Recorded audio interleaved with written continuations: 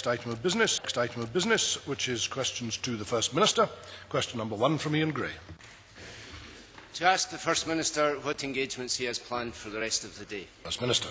Later today I've got a meeting with the new Climate Change Minister to discuss the latest energy statistics for Scotland, which showed that last year there was a more than 5% increase in the volume of renewable output from Scotland. We're well on course to exceed our target of 31% for next year, and I know that Ian Gray is an enthusiast for renewable energy. Will welcome these figures at this Christmas time. Ian Gray. It is indeed Christmas time, and we're nearly at the end of the year of 2010. The First Minister promised us a big year this year. He was going to have an independence bill on Burns Night and a referendum on St Andrew's Day. But he didn't. Presiding Officer, less than a quarter of Scots now support his independence project. Is Alex Salmond really still one of them? First Minister. Well, the latest poll I saw was last night, which showed that SNP support had increased 14% since the election this year in the Angus Reid survey.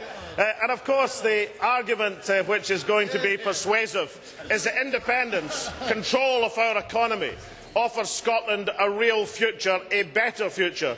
The proposals from all three of the unionist parties, Labour, Conservative and Liberal, offer us nothing that will improve our economy. That's what will make the difference and why Scots will back an independent future. Ian Gray. Presiding Officer, I thought I should check the latest arguments for independence, so I went to the SNP website this morning. I clicked on Independence Success Stories, and yes, all the old favourites were there. Let's start with Iceland. Independence has given Iceland the freedom to become a world leader. The Icelandic economy has been growing steadily since the 1990s. I don't think so. What about Ireland? Independence has given Ireland the freedom to compete with others on a level playing field and win. Yes, in the real world, it's nearly 2011. But in Alex Salmond's Butte House Brigadoon, it's still 1990-something. The First Minister doesn't really still believe this stuff, does he? First Minister. Well, I suppose as First Minister I've got to do two things, which is firstly to address the miserable legacy left by a Labour United Kingdom government, which has resulted in £1,300 million of cuts in Scotland this coming year, two-thirds of which were planned by Alistair Darling, the Labour Chancellor, tougher and deeper than those of Margaret Thatcher. And try and get the resilience to respond to these difficult situations. Welcome the fact that in Scotland, in the second quarter of this year, not only did we outperform the United Kingdom, but we were second only in economic performance to the Scandinavian countries, including Norway across the North Sea, which has breezed through this recession more successfully than any other country in Europe. Of course, Norway has substantial oil and gas reserves. If only Scotland could get a Christmas present of substantial oil and gas reserves and the economic power to use them for the benefit of the Scottish people. Order. Ian Gray. Yes, I thought Norway would come up. After all, the Ark of Prosperity stretches all the way from Trondheim to Oslo these days. Except on the SNP website, where it still includes Montenegro. Montenegro shows us just how easy it can be to become an independent country. 40 days is all it took for Montenegro to regain her freedom. It could be Scotland next. Yeah. 40 days. Order. 2 world wars. Order. Yeah, 40 days. 2 world wars, the Balkan conflict, ethnic cleansing, a war crimes tribunal and a UN peacekeeping mission. Order, order, order. You could not make this stuff up unless you were the SNP. Order, order. The chamber will come to order.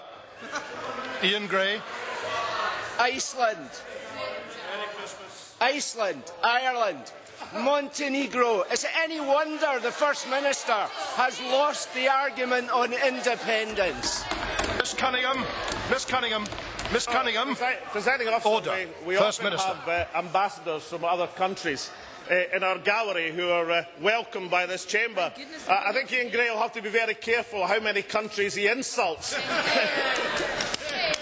I thought this was the run-up to Christmas. Ian Gray is giving us April the 1st.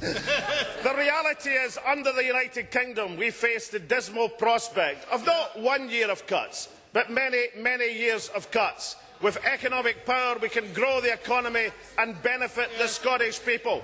And as we come to May's election, beyond this Christmas spirit which Ian Gray has, then the choice is going to be quite simple.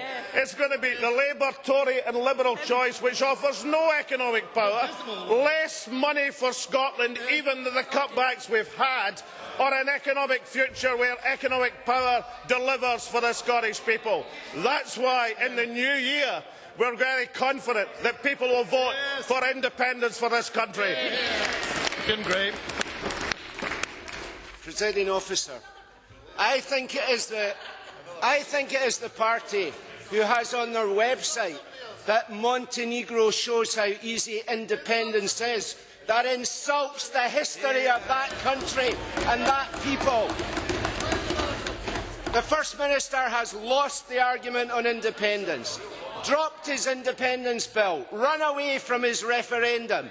Thanks to the SNP, we've lost the ability to use our tax-varying powers.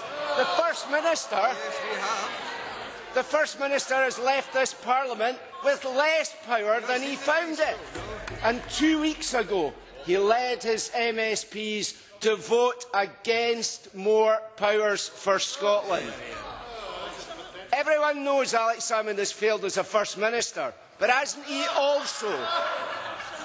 Everyone knows Alex Salmond has failed as a First Minister.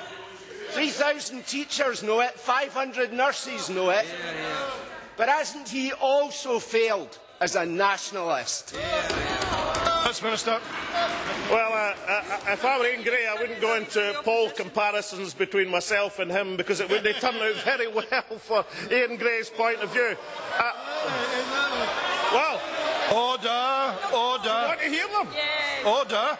Should we give the poll Order. comparisons? Yes, I think so. I think we should give the poll comparisons. Ian Gray has been returning ratings lower than those of Wendy Alexander. I think Ian Gray has got, in terms of leadership capability, I'm grateful to another website for reminding me when Wendy Alexander was leader of the Labour Party and Ian Gray was Shadow Finance Minister. That was in the 15th of January 2008. The Labour Party proposed a cut of £10 million in winter maintenance. My goodness.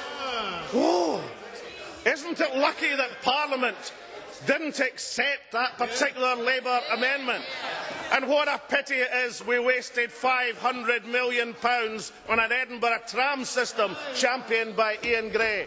But in terms of achievements for this government, then let's look at the delivery of free education in Scotland, the 1,000 more police officers in the street, the small business bonus, the saving of Monklands and Ayr accident and emergency, which might come in quite useful in the frozen conditions in Scotland. And above all, the council tax freeze, which has helped every family in Scotland, where Ian Gray's position was he was for it, then he was against it, then it was maybe aye and maybe no. It's deliveries of achievement like this that will secure the return of an SNP government.